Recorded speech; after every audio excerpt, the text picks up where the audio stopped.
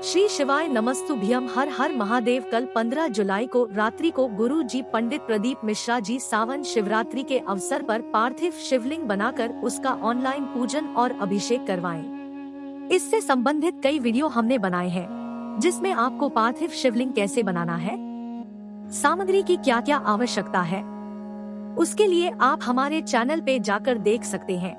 पर साथ ही हम आपको बता दें, 15 जुलाई को रात को मतलब कल रात को 8:32 से सावन की शिवरात्रि शुरू हो रही है। पर यह 16 जुलाई मतलब आज 16 जुलाई को रात्रि 10:08 तक रहने वाली है। ऐसे में दिन भर सावन शिवरात्रि का पर्व है और ऐसे में आपको गुरुजी पंडित प्रदीप मिश्रा जी के बताए कौन से 3 विशेष और बिल्कुल नए उपाय करना है, वह हम आपको इस वीडियो में करके बताएंगे। सभी उपाय नए हैं। गुरुजी पंडित प्रदीप मिश्रा जी ने अपनी पिछली 30 दिनों की कथाओं में इन उपायों की जानकारी दी है, इसलिए इन उपायों की विशेषता और बढ़ जाती है, उपयोगिता और बढ़ जाती है। इसलिए आप इस वीडियो को अंत तक देखें ताकि कोई भी उपयोगी जानकारी आपसे ना छूटे। पर एक बात तय है, इनमें से अगर आप एक उपाय भी कर देते हैं तो इस विशेष तिथि का आपको पूरा लाभ मिलने वाला है, पूरा फल प्राप्त होने वाला है। तो बिना समय गवाए बढ़ते हैं सावन शिवरात्रि 16 जुलाई को किए जाने वाली 3 विशेष उपाय की ओर। अब गुरुजी ने एक बिल्कुल नए उपाय की जानकारी दी थी। गुरुजी ने कहा था, अगर आपको ऐसा लग रहा है कि आपको कोई बड़ा रोग हो सकता है, या फिर आप डॉक्टर के पास जाने वाले हैं, या फिर आपको ऐसा लग रहा है कि तबीयत खराब हो रही है, कहीं डॉक्टर कोई बड़ी बीमारी ना बता दे, तो इस सावन में आपको बिल्कुल नया उपाय करना है। आपको एक बेलपत्र माता अशोक स्थान पर अर्पित करना है। बेलपत्र को माता सुख समृद्धि के स्थान पर आपको इस प्रकार से अर्पित करना है कि बेलपत्र की जो डंडी है उसका मुख जलधारी की ओर होना चाहिए। इसके बाद दूसरी बेलपत्र आपको माता पार्वती के हस्त कमलों में अर्पित करना है।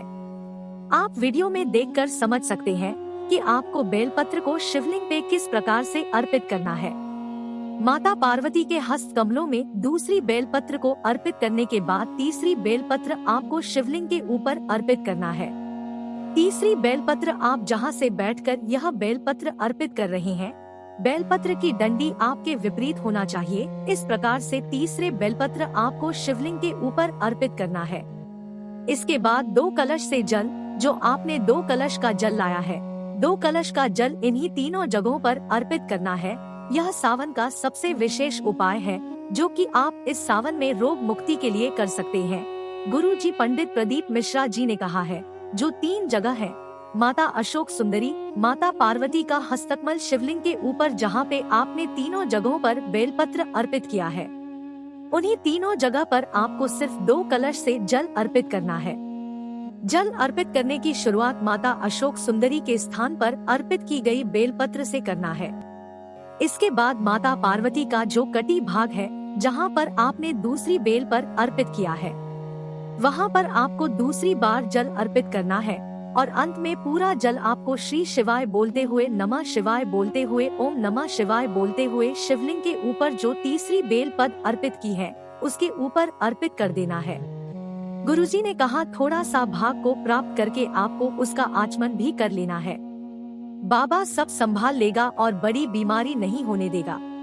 अब बढ़ते हैं सावन में किए जाने वाले दूसरे विशेष उपायों की ओर। गुरुजी ने बताया, जिन बच्चे या बच्चियों का शादी विवाह में बहुत अड़चने आ रही है, बहुत देर हो रही है, 32, 38, 40, 42 साल के हो गए हैं, अब रिश्ते ही आना बंद हो गए हैं।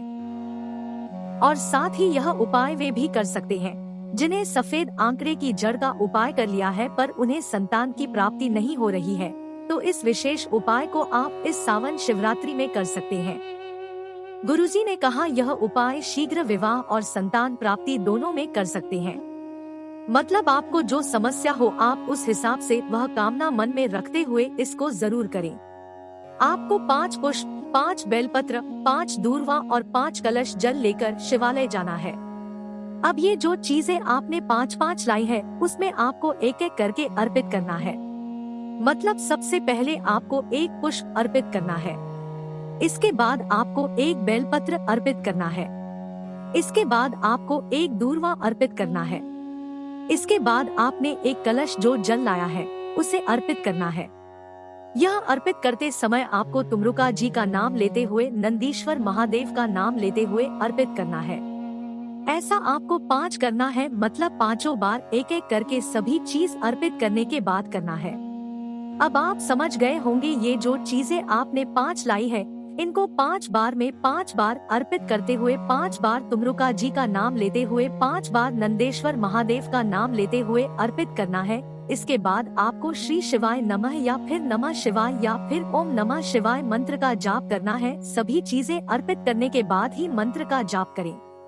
मंत्र का जाप भी आपको 5 बार करना है। गुरुजी ने कहा यह उपाय अगर आप 5 सोमवार या फिर सावन शिवरात्रि में करते हैं, आपको अधिक से अधिक लाभ देखने को मिलेगा। यह उपाय शीघ्र हुआ या फिर संतान प्राप्ति के लिए किया जाता है, जिसे आपको इस सावन शिवरात्रि में करके अधिक से अधिक लाभ जरूर प्राप्त करना है। बढ़ते हैं इस वीडियो के तीसरे और अंतिम उपाय की ओर। गुरुजी ने एक सावन में किए जाने वाले बिल्कुल नए उपाय की जानकारी दी थी, जो कि इस प्रकार है। गुरुजी ने कहा अधिक मास की जो सावन की शिवरात्रि आएगी तो आपको एक प्रयास करना है। अगर आपके जीवन में आप बहुत हताश हो गए हो, व्यापार नहीं चल रहा हो, नौकरी नहीं मिल रही हो, कर्जे में डूबते ही चले जा रहे हो, आपको अधिक मास की जो शिवरात्रि आती है उसमें एक विशेष उपाय को करना है। मतलब यह उपाय आप अधिक मास जो आने वाले हैं उसकी शिवरात्रि में करना है। यह उपाय आपको अधिक मास की शिवरात्रि में सुबह या शाम कभी भी कर सकते हैं, क्योंकि शिवरात्रि में शिव की पूजन चारों प्रहर में की जाती है। आपको 5 दिए प्रज्वलित करने हैं। 5 दिए आपको कहाँ प्रज्वलित करना है यह भी समझ लीजिए। पहला दीपक आपको शंकर भगवान के मंदिर के द्वार में प्रज्वलित करना है। दूसरा दीपक आपको बेलपत्र के वृक्ष के नीचे प्रज्वलित करना है। तीसरा दीपक आपको वृक्ष के नीचे प्रज्वलित करना है। चौथा दीपक आपको कोई नदी का घाट हो, कुआं हो, तालाब हो, सरोवर हो। यदि ये सब चीजें आपके आसपास ना हो तो आप अपने घर के ही पानी के पात्र के बाजू में, मतलब पानी का परिंदा जहाँ पे आप पानी रखते हैं, वहाँ पर इस चौथे दीपक को प्रज्वलित कर सकते हैं।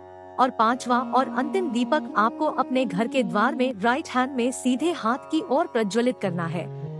मतलब आपका मुख घर की ओर है, आप घर के बाहर हैं, घर की ओर आपका मुख है, तो ऐसे में सीधे हाथ की ओर घर के द्वार में आपको दीपक करना है। गुरु जी का बताए ये एक विशेष उपाय है, जिसे आप इस अधिक मास की शिवरात्रि में करके अधिक से अधिक लाभ जरूर प्राप्त कीजिएगा। इस वीडियो में बताए गए उपाय से संबंधित अगर अभी भी आपके मन में कोई प्रश्न हो तो ये प्रश्न आप कमेंट के जरिए पूछ सकते हैं।